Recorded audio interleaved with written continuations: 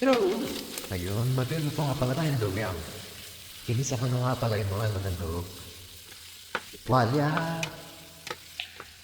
charong bulaklak, isaw. Ginigisa ko lang mabuti para mawala yun lang sa...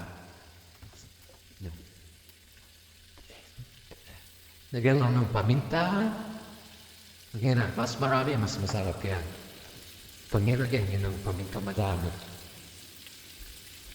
Hintayin lang natin. Yan. Lagyan natin ng patis. Saka natin. Yan. Taasan natin ang apoy. Isa, inalit natin ng mabuti. Isa-isa lang tayo dyan. Pagkatapos niyan yun.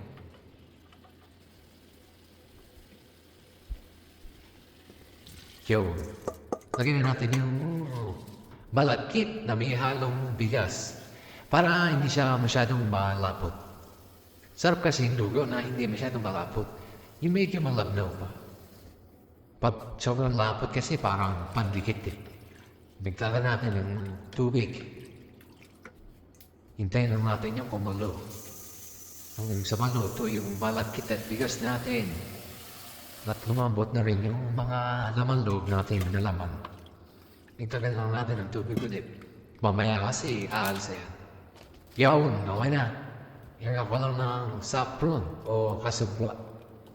Para medyo madilaw-dilaw siya. Saka mabaho din kasi yun eh. Nagbibigay rin ng aroma yun. Kaya maglagay rin kayo ng pag nagluluto kayo ng lugaw o goto. Halo-halo lang. Haluin mo na haluin niya.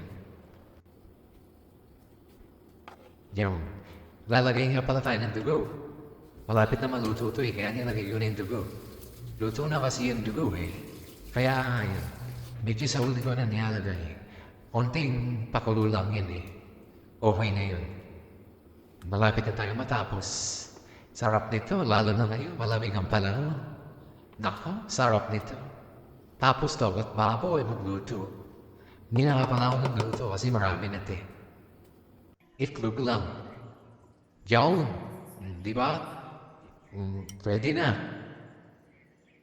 Yung chicharong bulaklak o. Saka dugo. Yun.